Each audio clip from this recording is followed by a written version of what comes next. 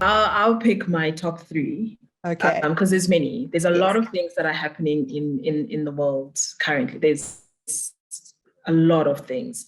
So my top three is definitely the conversation around hybrid work or back to office, right? Are you going back to the office? Are you staying remote, or are you doing hybrid work?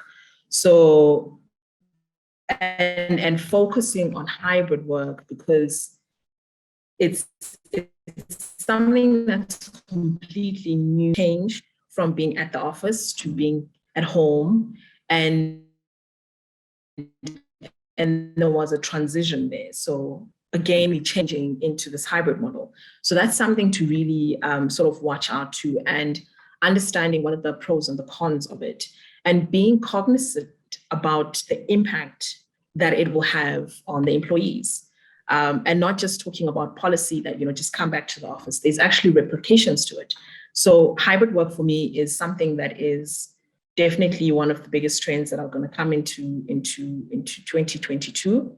I think the second one is what I've been seeing quite a lot is the 4-day week. So that's quite interesting. That's coming up quite a bit. And just understanding as well the logistics of it. So the economy kind of has, or the world has a constraint in terms of talent and what is requiring in business skills currently. So there's a bit of constraint. We have a mismatch. A lot of IT, systems, information, a lot of that is being required. And I think we were caught off guard on how much of it we're going to require in an instant, and we don't have enough. So now we have to find solutions to not only deal with mental well-being, but how do you make it attractive for somebody to come into your organization? And this 4-day week is a big winner, especially in the younger generations. So I'm seeing that coming up, and understanding again what are the pros and cons of it, because there's a lot of changes that an organization would need to put in place for that 4-day week. My last one, which is my favorite one, is that I'm seeing a trend that at some point, especially in employee experience or culture related, we are going to have to stop measuring employee engagement. So we're going to move. So it was employee satisfaction, then it was employee engagement, then we in some sort of employee experience. But I think really the metric that we're going to measure is going to be well-being. It doesn't help us to measure how engaged you are if you're not well. Correct. And really the starting point for us to even say you're engaged, we need to understand how well you are. And with everything that's going on in the world, the metric of well-being and understanding what does that mean in the organization, that's something that's going to pick up. And we might not say it prominently, but it's something that an organization will need to understand, because we're now in a world of social where you don't leave your work at home. You are at home, home is work, and therefore you take everything off you to wherever you are. And if we're saying that, no, this is not professional, it won't make sense for the business. And understanding as well the constraints of, not having enough talent in the economy, well-being is going to be quite a big metric for us. Those are my top three. No, and that makes sense, Sally. No, they do. They're great. I agree with you on all of them. I mean, the view of the whole person is an absolute essential in my opinion.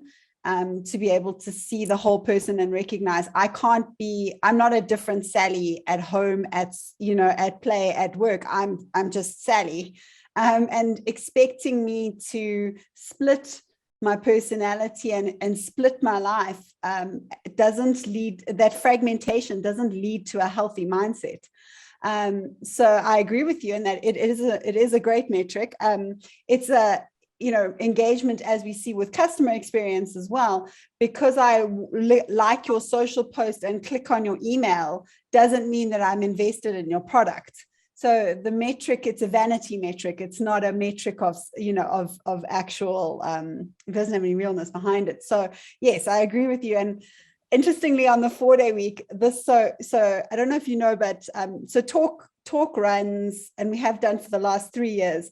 Every person that works for Talk has to take a 4-day weekend every month. So they end up with 2 4-day weeks a month, and 1 Friday and Monday off every single month. And we run it on a schedule. You can't swap weekends, and we've got quite a lot of strict rules around it. But fantastic. Yeah, but and I can tell you from a business owner perspective, the business performance metric associated to making that change was huge. The amount of time that people got, because we work even though, we do a lot of tech, and ultimately our work is mainly in the consulting space, and that time to refresh, to read articles, to meditate, to take time for yourself, to really be able to get back into a creative state of mind, it's so worth it for us as a business, even though logistically there are a lot of things to manage with a lot of people in a lot of different places. I personally have found that it's been the most worthwhile business decision that we made strategically in the last 10 years.